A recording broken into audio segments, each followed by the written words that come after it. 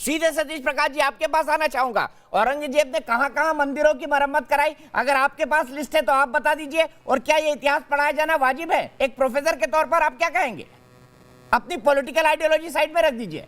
नहीं, देखो देखो देखो, सुनिए सुनिए, देखिए ये व्यक्तिगत मामला नहीं है कि आप औरंगजेब को पसंद करते हैं और इनको नहीं पसंद करते। सर ये इतिहास का मामला है, वो भी व्यक्तिगत मामला नहीं हो सकता। कर सकते हैं, व्यक्तिगत मामला नहीं है, ये राष्ट्रीय मामला है। देखिए देखिए राष्ट्रीय मामला है, व्यक्तिगत मामला नहीं है। सुबह खान जी को अगर औरंगजेब नहीं पसंद है तो अलग बात है ना। आपको पसंद है? सुनिए सुनिए, जिसने गुरु तेग बहादुर का सर काटा, जिसने कश्मीर जन्मभूमि तोड़ा, जिसने काशी विश्वनाथ तोड़ा, वो औरंगजेब आपको पसंद है? आप प्रेम करते हो उस औरंगजेब से? आप सुनिए ना, अरे भाई बीजेपी सरकार अब में है ना, आर्कियोलॉजी ऑफ इंडिया कब से है ये तो आप देखेंगे ना। देश जब आजाद हुआ तो उन संस्थाओं को, जो संवैधानिक संस्थाएं हैं, भारत की संस्थाएं हैं, उनके साक्ष्य के ऊपर आप बात करेंगे या नहीं करेंगे?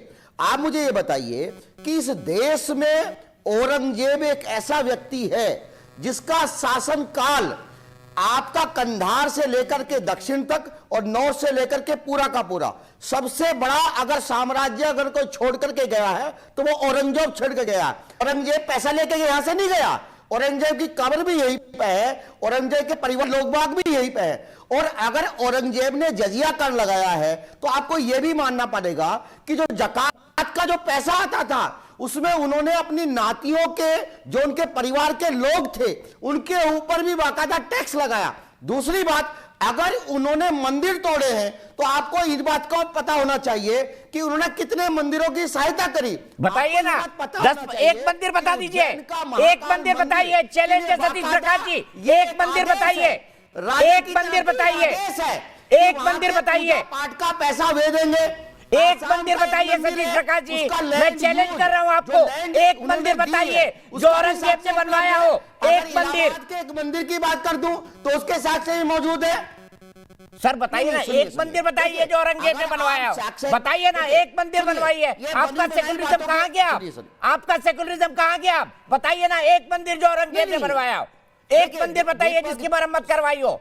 देखिए देखिए देखिए दीपक जी, ये बनी बनाई बातों के ऊपर चर्चा नहीं करूंगा। आर्कियोलॉजी ऑफ इंडिया को अगर आप जानते हैं नहीं जानते हैं मुझे नहीं मालूम।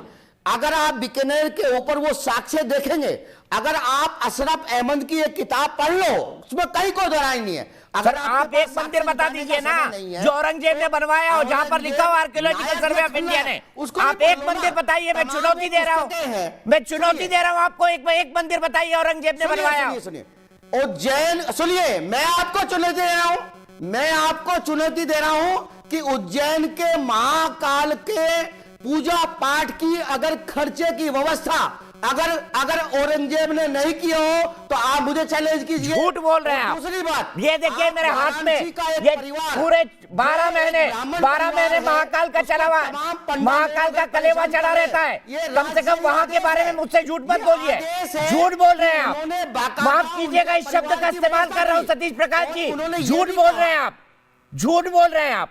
नहीं, देखिए दीपक जी सुनिए, ये महाकाल और आपके शायद मैं कोई क्लेम नहीं करता, मैं भी एक छोटा सा भक्त हूं महाकाल का।